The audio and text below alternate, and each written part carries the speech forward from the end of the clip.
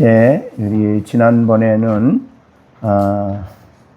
호심경에 대해서 주로 말씀을 했고, 오늘은 그 호심경이 우리를 어떻게 보호하는지에 대해서 좀 더 집중적으로 말씀을 드리고자 합니다. 자, 우리가 의의 호심경을 붙이기 전에 진리로 너의 허리띠를 띠라는 말씀을 하셨는데, 이 진리는 바로 우리를 요한복음 8장 31절로 36절까지 해서 잘 정의해 주신 줄로 압니다. 진리를 알지니 진리가 너희를 자유케 하리라.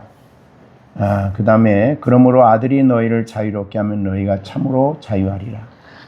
모든 죄로부터, 정죄로부터, 사탄의 권세로부터 우리를 자유롭게 하는 이 진리, 이것은 하나님의 아들입니다. 그리고 아들 안에 있는 모든 진리를 말씀하는 거다, 이렇게 볼 수 있습니다. 그래서 진리로 허리를 띠는 것은 전쟁하는 사람에게는 정말 힘있게 전쟁할 수 있게 되는 것이고, 진리의 허리띠를 띠므로써 이렇게 자유롭게 활동하며 안정감을 가지고 전쟁을 할 수 있다, 이렇게 여겨집니다. 그러면 이 진리를 우리에게 좀 더 정교하게 문서화한 것들이 우리에게 있습니다. 가장 기본적인 것이 사도신경이고, 그 다음에 웨스트민스터 신앙고백서, 대서요리문답, 또 하이델베르그 요리문답, 벨집 신앙고백서, 이런 것들이 바로 우리가 무장해야 할 진리다, 그렇게 볼 수가 있습니다. 그래서 에베소서 4장 13절에 말한 대로 우리가 다 하나님의 아들을 믿는 것과 아는 길에 하나가 되어, 이렇게 해서 교회는 바로 이 일을 위해서 우리가 함께 모여서 진리를 배우고 또 진리 안에 살아가는 삶을 우리가 살게 되는 것입니다. 지난주에는 특별히 그 중국에서 선교하시는 선교사님이 와서 이렇게 좀 더 시간을 가지고 대화를 할 수가 있었습니다. 사실은 중국 선교 그러면 굉장히 우리보다도 선교 역사는 훨씬 더 깊지만은 그러나 공산주의가 권력을 잡음으로써 교회가 크게 박해를 당하죠. 그런 박해 속에서도 중국 교회가 굉장히 활발하게 신앙 운동이 진행이 됩니다. 그래서 대표적으로 중국에는 삼자 교회라는 그 정부에서 공식적으로 인정한, 그리고 정부의 지도를 받고 헌금을 해도 정부로 들어갑니다. 그런 정도로 철저하게 정부의 통제 밑에 신앙생활하는 삼자교회라는 교회가 있습니다. 거기 안에는 예배당 안에 예수님의 그림이 있는 게 아니고 시진핑의 그 그림이 예배당 안에 있습니다. 그러니까 그 사도신경이나 이런 건 못하고 정부의 그런 어떠한 지도를 받으며 설교를 하고 이런 부분이 있기 때문에 다분히 삼자교회에 대해서는 많이 부정적입니다. 그러나 삼자교회 말고 우리 중국의 가장 강력한 신앙 운동과 복음 운동을 하고 또 강력한 신앙의 터를 확고하게 좀 세우고 성장해가는 교회는 바로 가정교회입니다. 그래서 중국의 가정교회 그러면 정말 아주 강렬한 신앙생활을 합니다. 박해 속에서도 조금치도 흔들림이 없이 예수님을 믿고 전도하는 그런 가정교회입니다. 그러나 국가에서 18살 이하의 아이들에게 복음을 가르치면 큰 죄가 됩니다.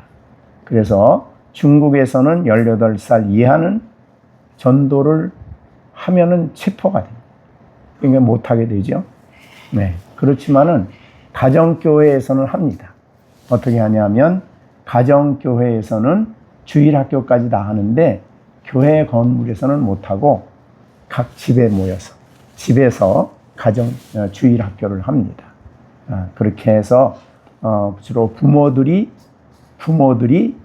자녀들을 교회에 그런 어떤 지도를 받아가면서 가정에서 아이들을 주일학교를 하는 그런 체계입니다. 그래서 그 선교사님하고 좀 물어봤습니다. 중국 교회 성도들은 과연 올바로 복음을 이해하고 복음 안에 살아가느냐? 그랬더니 그 가정교회에 속한 사람들은 아주 철저하답니다. 우리보다 훨씬 더 철저하대. 그렇게 하고 아이들 교육도 뭐 얼마나 철저하게 시키는지. 근데 다만 이제 정부가 철저하게 이 통제를 하는지 가정교회도 거기도 가정교회 그럼 이렇게 건물이 있답니다. 건물이 있는데 그 건물 있는 교회는 교회 들어가는 입구에 그 CCTV를 놓고 설교하는 그 앞에 CCTV를 놓는답니다. 그래서 그거는 철저하게 중국의 정보가 다 들어가는 거죠. 다른 거를 체크하는 게 아니라 외국의 선교사들이 와서 설교 못하게 하는 거예요. 그런 통제를 철저하게 하고 있다. 이렇게. 그래서 정부가 가정교회를 모르는 건 다 알고 있답니다. 다 알고 있는데 원체 본래 얼마나 철저한지 그래서 통제를 이렇게 박해를 못하는 그런 상황이다. 그렇게 얘기를 하더라고요. 어떻든 그 얘기를 들으면서 우리 열린샘 가정교회 생각이 조금 났습니다. 그래서 오늘 우리가 우리 열린샘 교회 웨스트민스 신앙고 대서로의 문잡하고 또 하이델베르그 하고 또 이렇게 하는 것이 참 이게 굉장히 귀한 일이다. 이것이 진리로 허리띠를 띠게 하는 그런 양육이다. 그래서 바울은 에베소 교회에서 3년 동안 목회하면서 내가 3년이나 눈물로 각 사람을 훈계하던 것을 기억하라. 내가 떠났지만은 떠남에도 불구하고 여러분들을 말씀과 주님께 온전히 부탁을 한다. 그러면서 이제 에베소의 장로들에게 부탁하는 말씀입니다. 사실은 우리들의 신앙은 하나님의 진리의 말씀께 우리를 맡기는 거지 다른 게 없습니다. 그래서 여러분 우리가 이렇게 의의 호심경을 우리 아이들까지도 튼튼하게 준비가 돼서 흔들림이 없이 그런 믿음의 길을 걸어갔으면 좋겠다. 이렇게 더군다나 우리 부모들이 가르치는데 가르치면서 내가 또 배우는 거죠. 그렇게 해서 여러분이 이 애들 가르치는 게 없었으면 무슨 하이델베르크 신앙고백서를 배웠겠습니까? 연구했겠습니까? 그렇죠. 참 여러 모양으로 그런 감사한 일이다 이렇게 생각이 됩니다. 자, 두 번째는 의의 호심경인데 의의 호심경 오늘은 그 특별히 어디로부터 어디에서 우리를 보호하는가. 지난주에 하면서 잠깐 그냥 지나가면서 하나를 말씀드렸습니다. 그것은 바로 신앙인이 신앙생활하는 데 있어서 호심경이 우리를 보호하는 것, 지난번에 감정이라는 얘기를 했습니다. 신앙생활에 감정이 없으면 안 되죠. 왜냐하면 우리의 지정의가 있기 때문에. 그래서 우리들의 감정은 진리의 말씀을 올바로 깨닫는 데서 오는 감정입니다. 그러니까 그런 감정은 굉장히 감사한 일이고 성령의 감화로 이렇게 우리가 그런 감정을 갖게 됩니다. 대표적인 감정은 사랑이죠. 그죠? 사랑의 감정입니다. 그래서 하나님 나를 사랑한다는 것을 깨닫고 하나님을 뜨겁게 사랑하고, 그죠? 그 진리를 복음 안에서 나를 구속해 주신 예수님 안에 있는 진리를 깨닫는 데서 우리는 예수님을 사랑하는 감정이 우리 마음속에 일어납니다. 그렇죠? 그래서 지난번에 베드로전서 1장 8절 9절 말씀드렸죠. 너희가 예수를 보지 못하나 사랑하는도다. 그렇습니다. 이제도 보지 못하나 믿고 말할 수 없는 영광스러운 즐거움. 이 즐거움도 감정이죠. 그죠? 그거로 기뻐한다. 그러니까 영광스러운 즐거움입니다. 그걸로 기뻐한다. 큰 기쁨이죠. 그 다음에 우리의 소망, 그 다음에 평안, 그 다음에 안도감, 그 다음에 경외심, 뭐 이런 것들이 대표적인 그런 감성입니다. 감정이죠. 근데 이제 문제는 거기에 철저하게 그거를 의존하는 데 문제가 됩니다. 그럼 이제 시험에 빠지게 되는 그런 결과인데, 그래서 예배 시간에 이제 한국교회 이제 성도들의 감정을 좀 이게 업시키기 위해서 되게 복음성을 많이 합니다. 그죠? 복음성을 하고 찬송을 해서 막 하고 그다음에 손을 들고 막 우리는 안 그러는데 그 왜 그 남수단에 거기 오는데 보면 예배 시간에 막 일어나서 막 춤추죠. 돌아가면서. 근데 우리나라도 그런 교회가 있더라고요. 막 돌아가면서 막 춤추고 막 그런. 이제 그렇게 하면서 마음속에 어떤 황홀감, 그런 어떤 그런 황홀감 그런 것들이 이제 일어나게 되면은 그러면 그런 것이 있어야만 예배를 드린다고 생각하고 그런 것이 있을 때만이 내가 은혜 받았다고 생각하는, 그러니까 그걸 철저하게 그거를 신뢰하는 입장에 가는 것은 이건 우리가 큰 문제가 거기에 있다 말이죠. 그래, 감정이라는 것은 아까 말한 대로 진리가 성경이 진리의 말씀을 이해시키고 깨닫게 하는 데서 와지는 건강한 정서, 신앙인의 정서는 굉장히 감사한 일이죠. 그거 없으면 뭐 우리가 어떻게 신앙생활 합니까? 그렇죠. 그래서 기쁘고 또 감격스럽고 눈물도 흘리고 그렇게 그런 감성을 우리가 갖게 되는 것은 감사한 일인데, 이걸 의도적으로 이 감성을 이렇게 업시켜서 고조시켜서 어떠한 상태의 사람들을 도달하게 만들어 마치 그것이 의외인 것처럼 이렇게 포장하는 것은 이거 굉장히 영적인 문제가 있다 그 말이죠. 왜냐하면 그런 것들은 사실은 감정이라는 것은 우리에게 늘 있는 게 아니죠. 왔다가 가고 하는 그런 감성인데, 거기를 너무 거기에 집중하다 보면 그거 없으면 이제 은혜가 없다, 또 내가 은혜 못 받았다, 뭐 이런 그런 상황 가운데 떨어지게 된다 그 말이죠. 그래서 그렇게 되면 내가 요새 믿음이 있는가? 내가 정말 신앙이 올바른가? 뭐 이렇게 이제 원수 마귀는 그런 것들을 사용해서 우리로 하여금 신앙을 부정하게 하고 진리 안에 서는 일을 등한히 하게 하고 그런 상황 가운데 이제 자꾸 시험에 빠진다 그 말이죠. 그래서 내가 알고 있는 정말 이 신앙은 사실 믿음으로 신앙생활하는 거 아닙니까? 믿음은 진리를 믿는 믿음인데, 그 믿음을 가지고 신앙생활하기보다는 감성적인 일에 너무나 치우치는 이런 것은 굉장히 문제가 된다, 이렇게 볼 수가 있습니다.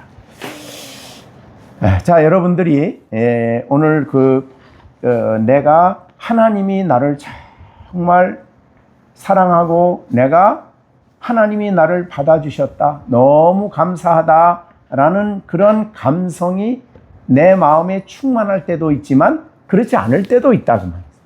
그럴 때 우리는 하나님이 나를 의롭다 해주셨기 때문에 하나님이 나를 받아주셨고, 그러니까 그 감성이 없으면 하나님과 관계가 안 된다고 생각을 합니다. 그건 잘못이죠. 그래서 우리가 믿음으로 말미암아 의롭다 하는 이 호신경은 우리 마음속에 그런 감성이 없어도 하나님의 거룩한 말씀이 우리 안에 있기 때문에 그 말씀을 의지해서 하나님이 나를 사랑한다, 내가 하나님을 사랑하고 또 하나님, 이렇게 믿음 생활하는 거죠. 네. 그것을 우리가 그런 시험에 우리가 빠지지 않도록 하나님이 칭의의 교리가 우리를 그렇게 보호해 주신다. 네. 그런 보호를 우리가 누리면서 살아가야 된다. 또 하나 우리가 조심해야 될 부분은 어디에 있냐면은 어떠한 영적인 경험입니다. 네, 그래서 지금보다도 우리가 한참 이제 은혜 받고 신앙생활 했을 때는 불 받는다 소리를 많이 했어요. 불 받는다. 되게 그때 이제 부흥사들이 와서 많이 하셨는데 거의 다 그래요. 부흥사들은 아주 특별한 경험을 했어, 자기들. 그래가지고 교회 댕겨도 너무나 미지근해서 그래가지고 저 산에 올라가서 나무를 붙들고 밤새도록 나무하고 막 씨름하는데 새벽에 그냥 위에서 불이 그냥 붙어가지고 그래서 내가 이렇게 부흥사가 됐다, 이런 식이. 근데 그게 이제 처음에는 혹시 그랬을 수 있어요. 그런데 이거를 자꾸 그걸 가지고 하다 보면 이게 미화가 되고 아름답게 그 얘기가 꾸며져요. 그래서 처음보다는 아주 정교하게 달라져서 듣는 사람이 아주 즐겁게 듣게 그거를 이렇게 꾸며 만드는, 각본하는 거죠. 그런 것들이 많았어요. 그래서 목사가 되려면 그거 없으면 목사 될 수가 없는 것처럼 생각을 하게. 그렇게 그럴 정도로. 그것뿐만 아니라 내가 기도하는 가운데 큰 예수님의 모습이 딱 나타나서 어쩌고 경험을 했다 그러고. 그러니까 어떤 영적인 경험이 혹 신앙인들에게 있을 수가 있어요. 그런데 그런 경험을 붙들고 생활하다 보면 그게 자기 자랑거리가 돼요. 그죠? 그래서 다른 사람을 아주 무시하게 돼.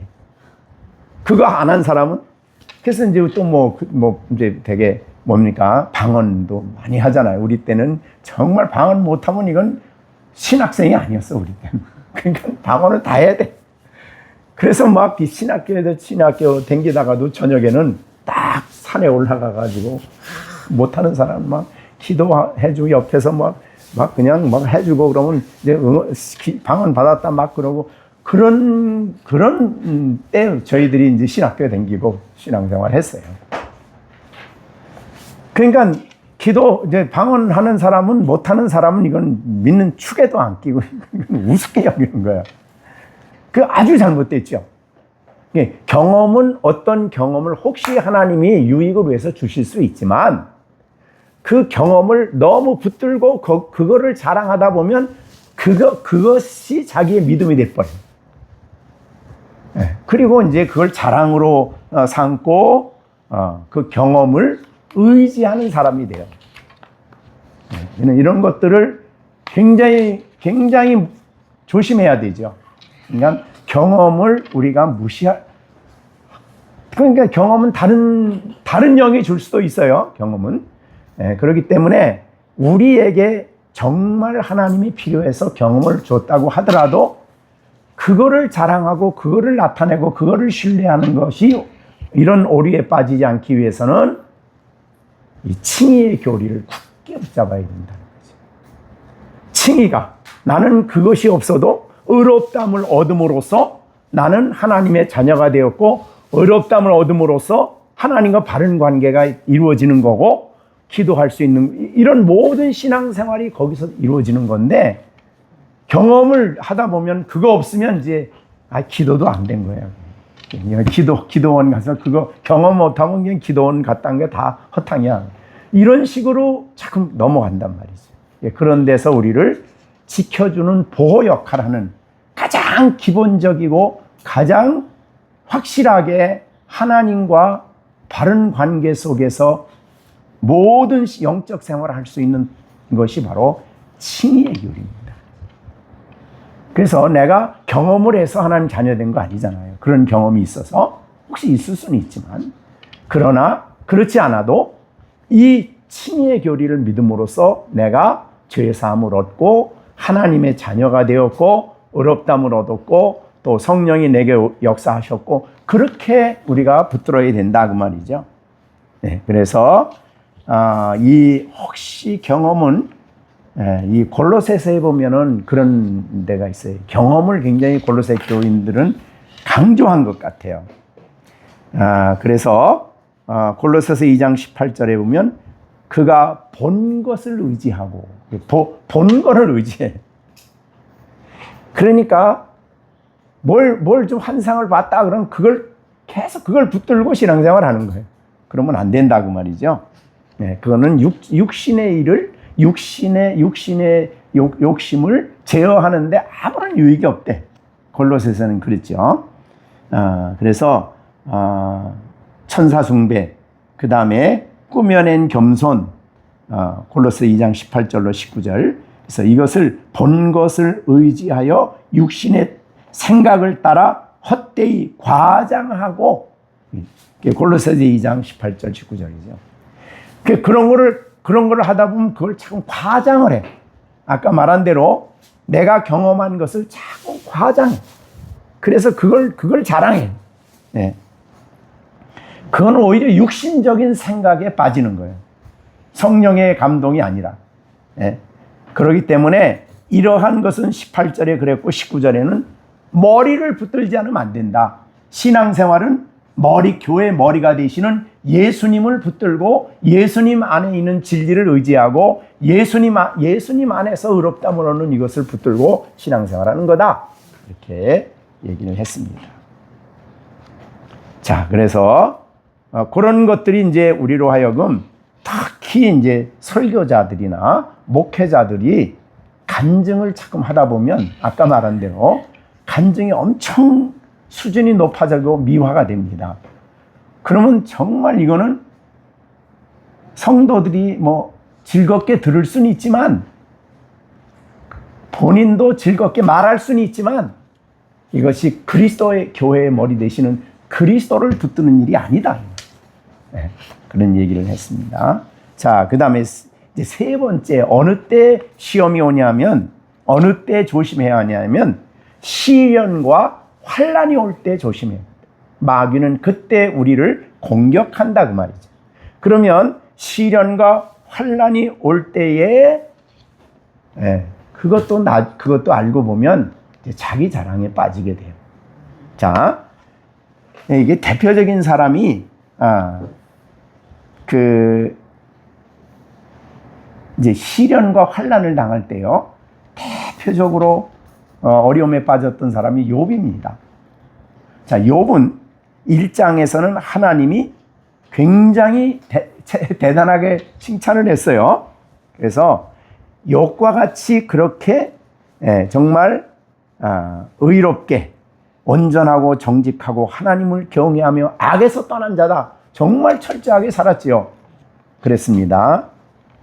그런데 욥기를 첫 절 1장 2장만 보면 그래요. 근데 이제 3장부터 나가서 친구들하고 이제 3명하고 이렇게 대화하는 게 나오잖아요. 3번씩. 그 대화하고 나오고 난 다음에 이제 엘리후가 나와서 욥의 문제가 뭔가를 지적을 해요. 욥의 문제가 뭐냐면 엘리후가 한 말입니다. 뭐라고 엘리후는 얘기하냐면, 욥의 얘기를 가만히 듣다 보면 욥기 32장 2절이에요. 그래서 저는 욥기 전체적으로 흐름을 보면은 그게 핵심적인 내용이에요. 뭐냐면 32장 2절에 그랬습니다. 그러니까 엘리후가 욥에게 어떻게 했어요? 화를 냈어요. 왜 화를 냈어요? 욥이 그게 엘리후가 욥에 대해서 평가하는 내용이에요. 근데 하나님이 욥의 세 친구가 욥을 평가하는 것은 책망을 했지만 엘리후는 책망 안 했어요. 욥이 한 말이 옳다 그 말이죠.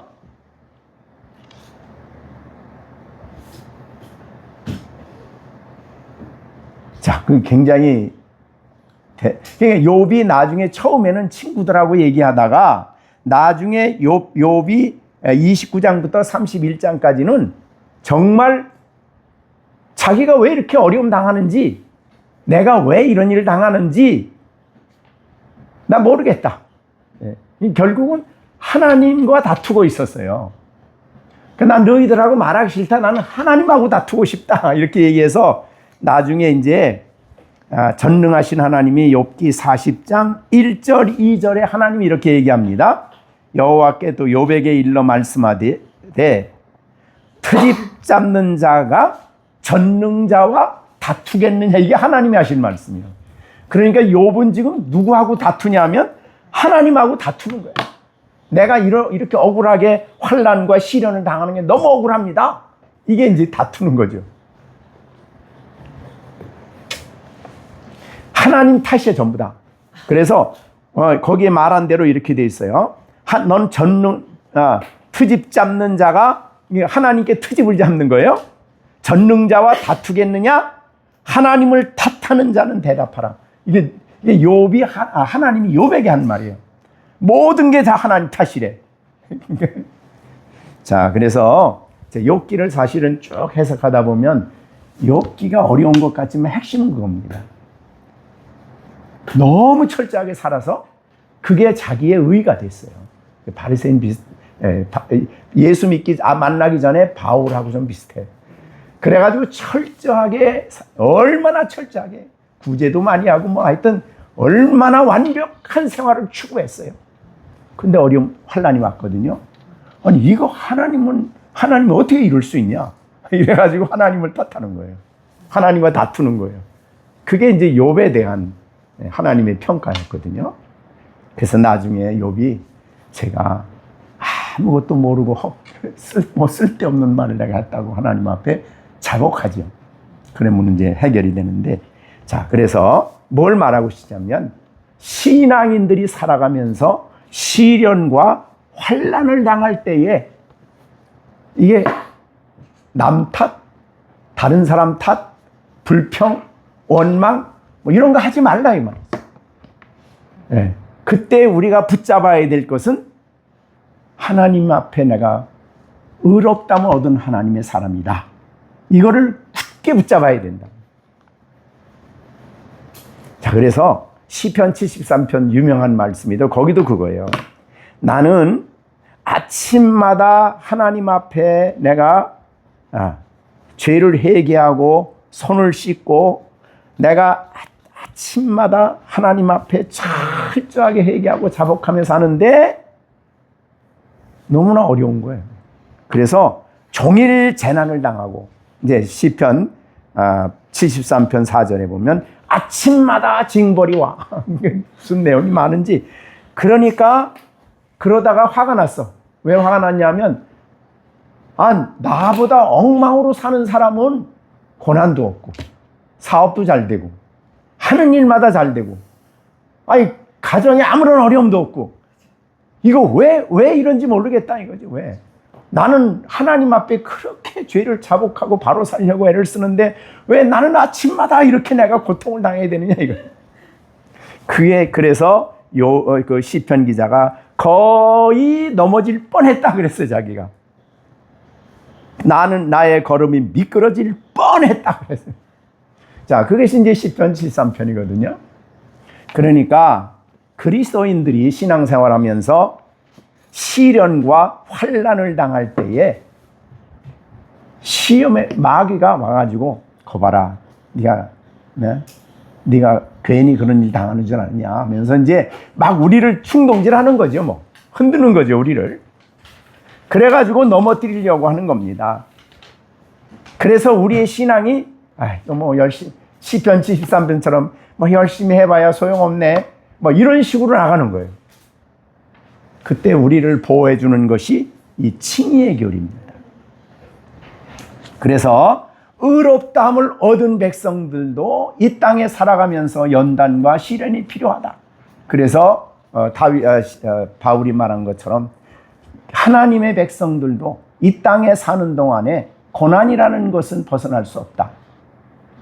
그것이 오히려 우리를 연단하는 거다. 우리가 이제 요셉에 대해서 말하면서 요셉이 왜 그렇게 형들에 팔려서 그렇게 가지고 왜 그렇게 어려움을 많이 13년 동안 그렇게 어려움을 당했어요? 연단이죠. 말씀이 그를 연단했다 그랬어요. 그걸 통해서 하나님이 훈련하고 더 절실하게 기도하고 인내할 줄 알고 하나님이 쓰실 수 있는 사람으로 만들어가는 과정이었다는 거예요. 그게 그러니까 어려움이 있다고 그래서 내가 의롭다함을 받지 못했다가 아니에요. 의롭다함을 얻은 하나님의 백성이야. 나는 어려움이 있어도 그 백성이야. 이것이 나를 지킨다고 말이에요. 그래서 어려움과 시련이 있을 때에 나는 하나님으로부터 의롭다함을 받은 하나님 백성이라는 이 진리를 굳게 붙잡아야 보호를 받을 수 있다. 그리고 올바로 우리에게 주어진 삶을 올바로 이해하고 해석할 수가 있는 거예요. 왜냐하면 하나님 의롭다함을 받은 우리를 하나님이 지키시고 하나님이 인도하시고 연단하셔서 하나님이 쓰실 수 있는 사람으로 만들어 가신다. 자, 이것이 그래서 내가 이런 믿어도 정말 이런 시련과 환난이 많으면 나는 믿는 일이 헛된 일이구나. 이거 뭐 믿어봐야 뭐 이런 식으로 내려가면 안 된다는 거죠. 그래서 칭의의 교리는 이런 시련과 환난에서 우리를 지킬 수 있는 호심전이다. 그렇게 얘기하는 겁니다. 또 우리가 지키는 것은 뭐냐면 특히 신앙인들은 이제 하나님 앞에 나가는 일을 힘쓰잖아요. 그죠?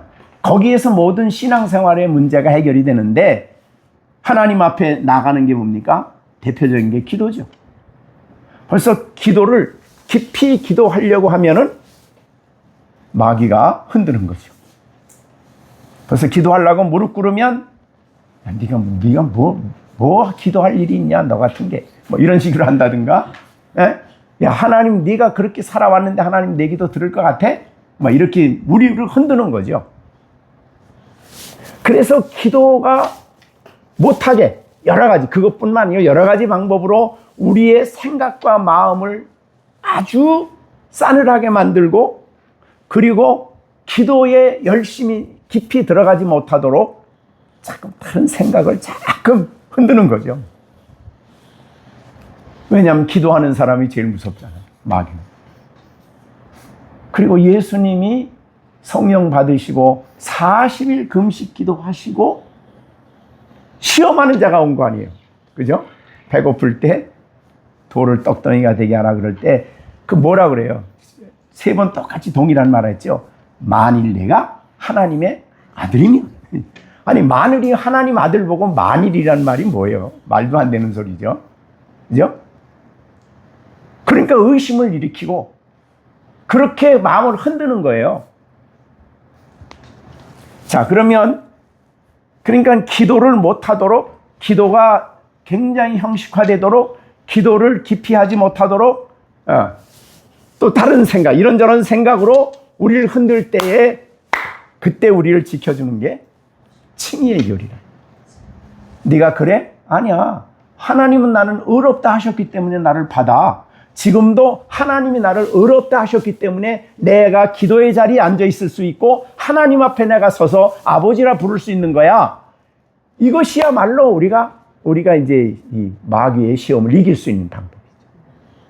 그렇지 못하면 기도하다가 그냥 힘을 잃어버려요. 주저앉고 말고. 또 우리가 이제 하나님께 나가는 그 대표적인 게 뭡니까? 예배죠. 예배 드리려고 하면 벌써 흔들어. 왜? 바른 예배 드리는 걸 드리면 은혜를 받으니까. 은혜의 보좌 앞에 나가는 거 싫어해. 그래서 이 의롭다함을 얻는 것. 오늘 예배하러 가는데 왜 자꾸 딴 생각이 들고 왜 그렇지? 이건 내가 하나님이 나를 안 받는 거 아니야? 뭐 이런 생각까지 막 가게 만드는 거예요, 마귀가. 그죠? 그럴 때 우리가 나를 보호하는 게 뭐냐면 의의 호신경. 나는 의롭다함을 받았다. 그런데 네가 그렇게 살아도 그래. 그거는 의롭다함을 얻는 거는 어떻게 살았느냐 문제가 아니라 예수를 믿으면 하나님이 의롭다고 선언하시고 율법의 죄로부터 다 자유케 하시고 모든 사탄의 유혹으로부터 자유케 함을 받은 것이 의롭다함을 얻은 거죠. 칭의의 교리를 강하게 붙들 때 원수 마귀는 더 이상 할 말을 못합니다. 그래, 그걸 대표적으로 보여준 게 스가랴서죠. 스가랴서. 우리가 이제 스가랴서에 보면은 스가랴가 하나님 앞에 이제 고발하는 고발 당하는 장면이 나오죠. 스가랴 이제 3장에 보면은 여호수아가 나와요. 거기에 제사장인데 여기는 우리 여호수아서의 여호수아가 아닙니다. 네, 대제사장 여호수아예요. 자, 여호수아가 있어. 그런데 여호와의 천사도 옆에 있어. 그 다음에 거기 누가 있습니까? 2장 3장 1절에 사탄이 거기 있어. 오른쪽에 서서 계속 이 여호수아를 대적하는 거야. 왜 대적했느냐 하면은 그가 더러운 옷을 입고 있었어요. 야, 네가 뭘 여기 와서 무슨 대지상 노릇하냐? 네가 뭐라고 대제사장이라고 하냐? 뭐 이렇게 막. 그러니까 하나님께도 고발을 하는 거 아니에요. 이런 사람은 뭘 대제사장 시킵니까? 이 더러운 옷 입고 있는 자를. 자, 이런 부분이 있는데 거기에 보니까 대제사장을 오히려 여호와는 여호수아를 책망하지 않고 누구를 책망해요? 2절에 보면 사탄을 책망해요. 그렇죠? 책망하노라. 그렇게 하면서 이유는 4절에서 해석이 되죠. 여호와께서 자기 앞에 선 자에게 명령하사 그 더러운 옷을 벗기라 하시고 여호수아에게 이르되 내가 내 죄악을 제하여 버렸으니 내게 아름다운 옷을 입히라. 이게 이제 칭의의 교리예요. 그러니까 율법으로 말미암아 지은 모든 죄는 칭의와 함께 다 용서를 받은 거죠. 그래서 이렇게 말합니다. 우리의 죄는 우리는 율법 아래서 지은 죄를 따지는 게 아니에요. 그거는 죄 용서함을 받고 의롭다함을 얻었기 때문에. 그럼 우리에게 따지는 죄는 뭡니까? 하나님의 사랑을 슬프게 한 거예요. 사랑의 하나님을 걱정시키고 나를 사랑하시는 하나님을 기쁘게 해드리지 못하고 하나님의 뜻을 어긴 거, 그거예요.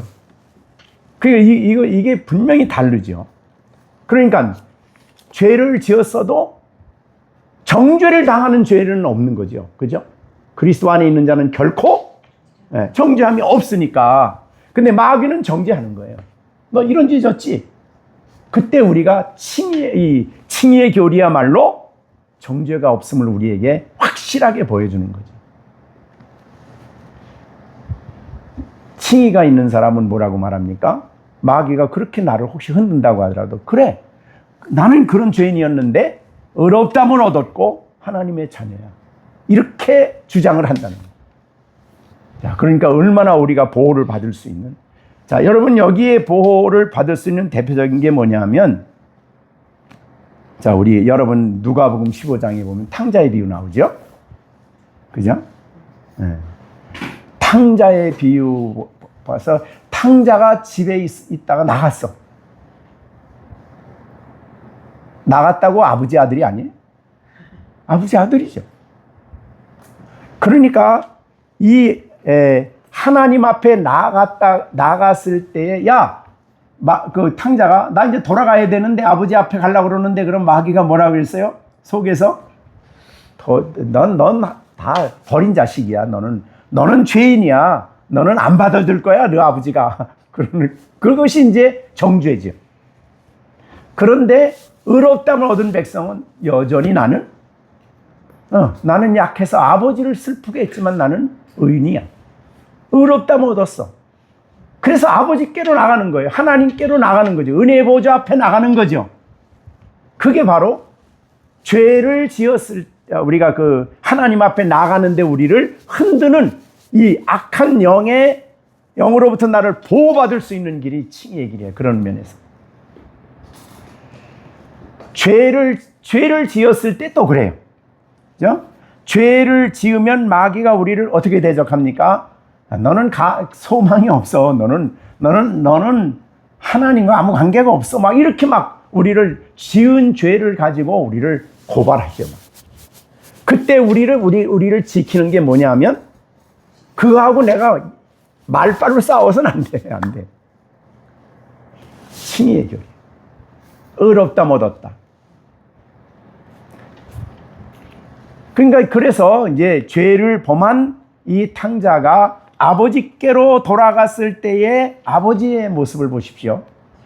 가서 내가 아버지의 아들이라 칭함을 다 감당할 수가 없습니다 라고 아버지께 이야기를 할 때에 그 아버지가 둘째 아들에게 뭐 합니까?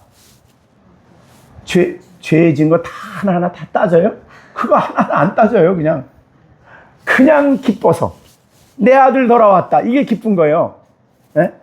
아버지를 멀리했던 이 아들이 돌아온 게 너무너무 하나님 앞에 너무 기쁜 거예요. 그래서 야, 내 아들 잔치해야지. 야, 소 잡아라, 양 잡아라.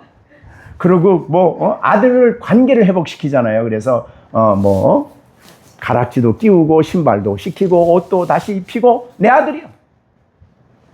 돌아온 그 아들을 대하는 아버지. 그러니까 우리 부모들하고 똑같아요. 부모들이 자식이 부모들의 말을 어기고 잘못된 일로 갔을 때는 야단치고 책망하죠.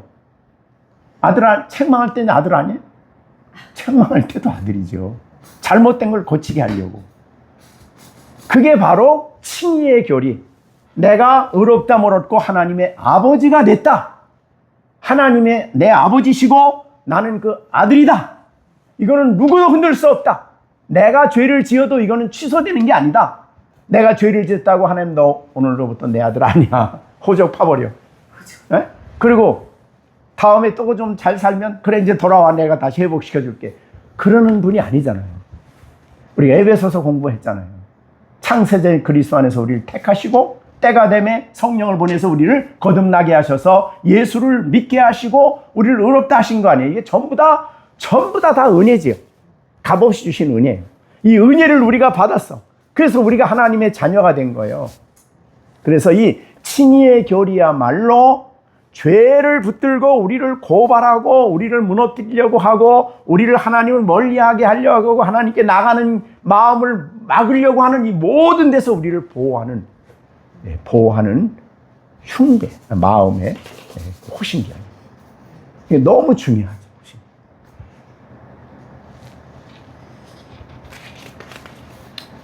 그 다음에요, 또 어느 때 마귀가 강력하게 우리들에게 하냐면,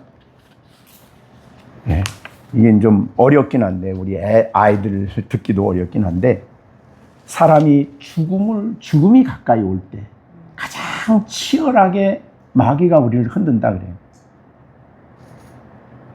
왜 그러냐면 마귀가 우리를 어떻게 흔드냐면 이제 죽음이 가까이 오면 사람이 이제 자기의 과거를 돌아보잖아요. 그래도 그 과거를 돌아보게.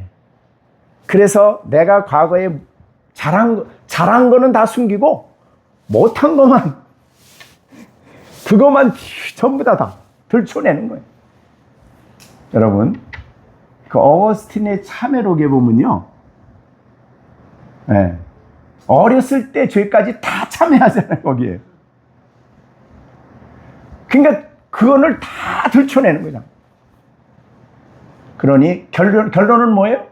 너 하나님 나라 갈 수 없어. 넌 하나님 너 안 받아줘. 이렇게 되는 거죠. 그때에 우리를 보호할 수 있는 강력한 이 보호가 우리의 마음, 우리의 생각, 우리의 의지를 강력하게 지켜서 아니야. 나는 하나님 앞에 선 거야. 이거를 할 수 있는 게 의의 호신경입니다. 그죠? 그래서 우리가 이제 자기의 그 과거의 그 잘못을 이런 것을 이제 쓴 그 위대하다고 하는 신앙인들의 자기 고백서를 보면 제일 힘들 때가 바로 그때. 근데 그러니까 이런 걸 볼 때에 참 스데반 집사님은 복 있는 분이다 그러는 거죠. 그죠? 세상을 떠나는데 하늘이 열려. 그리스도 안에서 하늘이 열리고 보좌가 보이고 하나님 우편에 그리스도가 계신 지금 내 영혼을 받으시옵소서. 야, 얼마나 복이에요, 그게. 하늘이 열렸다. 네, 그러니까 어느 때 하늘을 열어주시냐?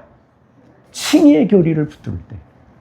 의롭다 한 이 진리를 굳게 붙잡고 무슨 말을 하더라도 거기 대적을 해야 돼요. 아니다. 나는 의롭다므로 나를 의롭다 하신 분은 하나님이다. 하나님이 나를 의롭다 하시고 자녀 삼아 주신 거다.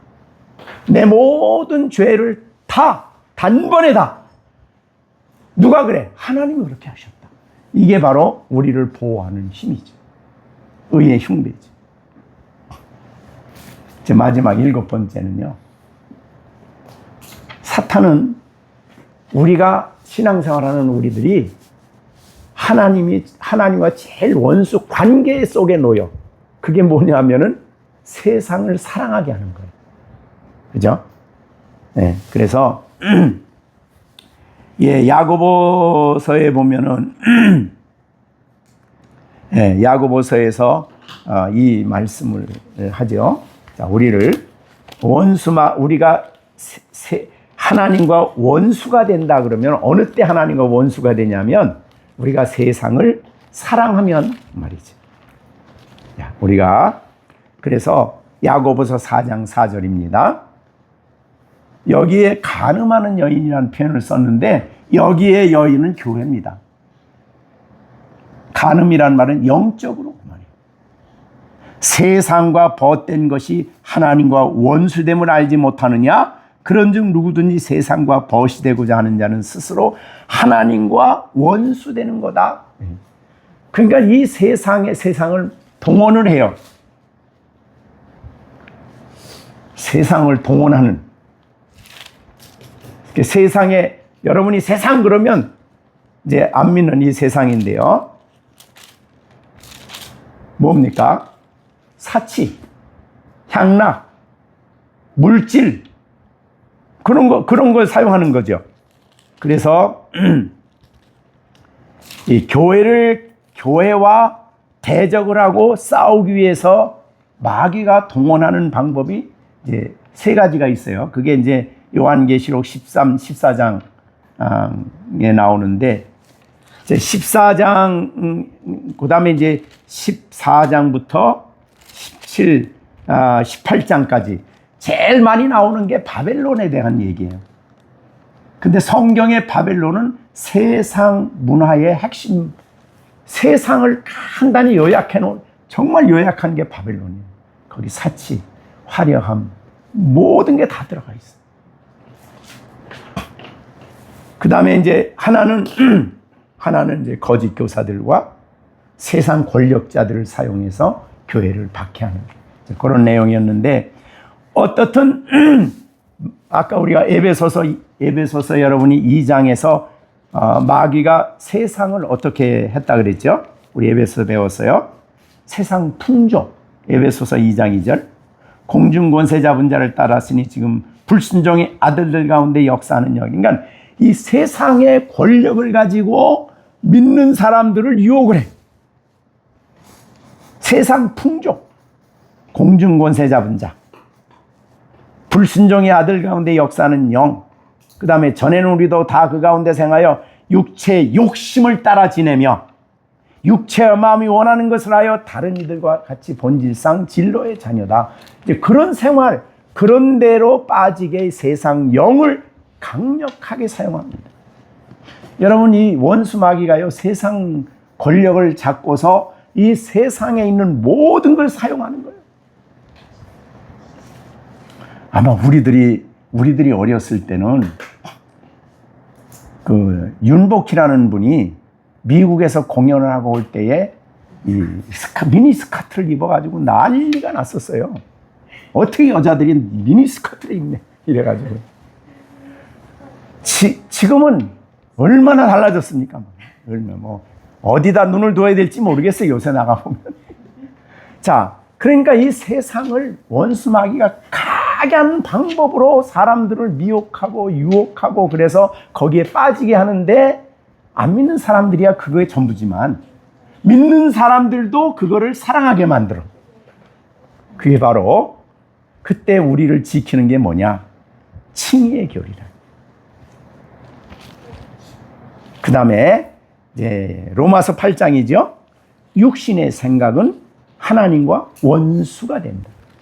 그러니까 이런 것들이 전부 다 이런 것들을 동원해서 우리를 대적해 올 때에 내가 누구냐를 가장 나의 정체성을 가장 뚜렷하고 흔들림이 없는 정체성으로 나를 확신할 수 있는 것이 바로 칭의의 교리예요. 나는 의롭다함을 얻었다. 하나님으로부터. 세상과 나는 구별시켰다. 하나님. 나는 하나님의 사람으로 하나님 백성으로 나를 구별시켰다. 그래서 나는 그렇게 살 수가 없는 사람이다.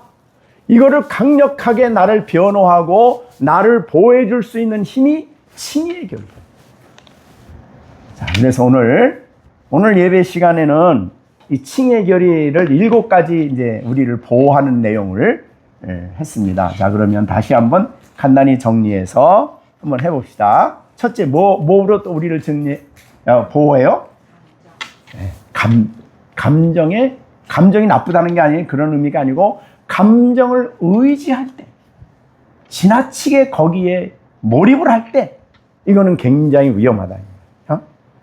감정, 잘못된 감정 자체가 전부 다 나쁜 건 아니에요. 하나님이 주신 감정은 우리가 열심을 내고 하나님 앞에 충성하는데 얼마나 좋은 일인지 몰라요. 그래서 거기에 기뻐하고 찬송하고 찬양하고 그 다음에 봉사하고 헌신하고 힘있게 하고 그러는데 이건 문제는 거기에 의존하는데 문제가 있다. 왜냐하면 감정은 금방 왔다 가는 거거든요. 그래서 안 올 수도 있죠. 안 와도 해야지요. 왜? 의롭다함을 얻었고 하나님의 자녀가 되었기 때문에. 그래서 감정이 좀 없어도 칭의의 교리에 견고해 서서 내가 하나님의 자녀고 하나님이 그리스도를 통해 나를 의롭다 하시니 그리스도 안에 있는 이 진리를 굳게 붙잡고 해야 되는 거죠. 충성하고 흔들림이 없이 믿음의 길을 가고 헌신의 길을 가고 신앙인의 삶을 살아야죠. 그 다음에 두 번째는 뭐죠? 네? 네, 영적인 경험을 집중하는, 좋아하는 거. 영적인 경험을 자랑하다고, 그걸 자랑하고 그거를 나타내고 그것을 붙들고 하다 보면 이기주의에 빠지게 돼요. 자기 자랑에 빠지게 돼요. 그거는 철저하게 우리가 경계해야 할 일 중에 하나다. 내게 있는 것 중에 그래서 자랑할 것이 있어요. 의롭다함을 얻은 사람은 자랑할 게 하나도 없다 그랬어요. 우리가 에베소서에도 배웠죠? 자랑할 게 있냐? 없다. 그것이 우리가 에베소서 2장에서 말씀한 내용이죠. 에베소 2장 9절. 행위에서 난 것이 아니니 누구든지 자랑하지 못하냐 합니다. 우리가 자랑할 게 있다면 그리스도 안에서 자랑해라. 이런 말이지. 그리스도를 자랑하라는 거죠. 그러니까 우리가 나의 경험을 자랑하고 이거를 드러내고 이거를 정교해서 점점 소설을 쓰는 그런 수준에까지 가면 이거는 안 좋은 거라. 그래서 자기 자랑을 하지 말아라. 자, 그 다음에 세 번째는 뭐죠? 시련과 박해 속에서 원수 마귀는 그걸 그때가 우리를 넘어뜨리려는 계기로 삼은 거예요.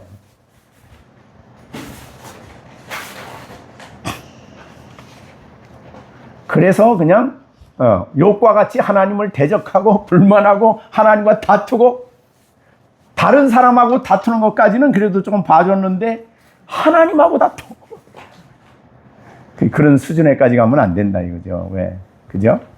의롭다함을 얻은 우리들은 박해와 시련까지도 성도들은 시편 119편에 그랬죠. 고난당하는 것이 내게 유익이다. 이로 말미암아 내가 주의 교훈을 배우게 되었다. 그거 우리 하나님의 자녀가 그런 환경 속에 하나님 두신 이유도 그걸 통해서 우리를 연단하고 우리를 하나님이 기뻐하는 사람으로 만들어가고 훈련시키는 하나의 하나님의 방법 중에 하나이죠. 자, 그 다음에 또 뭐가 있죠? 네 번째, 다섯 번째는 세 번째? 네 번째는 뭐죠? 하나님께 나아갈 때 시험, 나아갈 때 나를 지키는 거예요. 특히 기도, 특히 예배.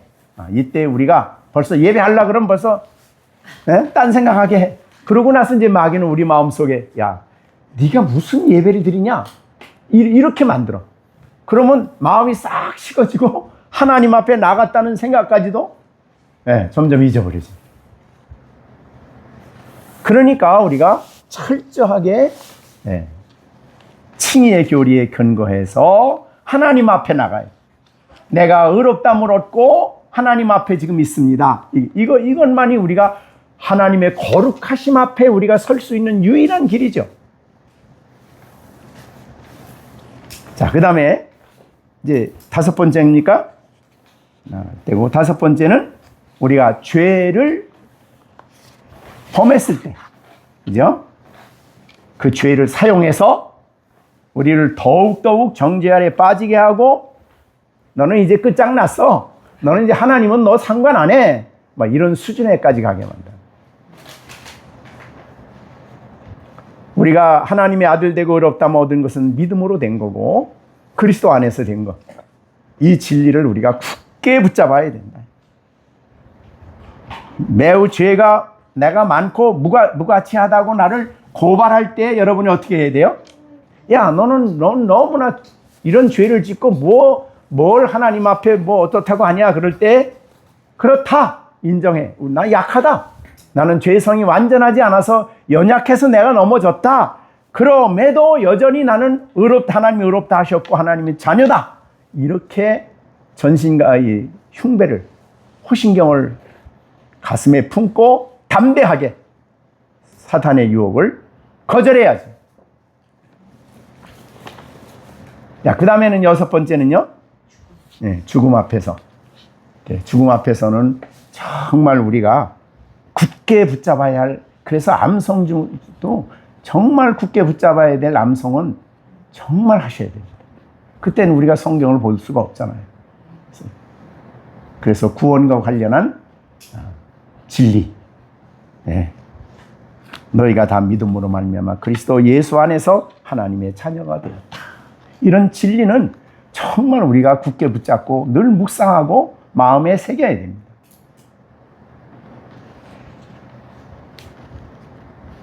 자, 그 다음에 마지막으로 세상. 이 원수 마귀는 세상을 너무나 다양하게 사용을 해요. 그게 이제 교회 안에까지 들어와.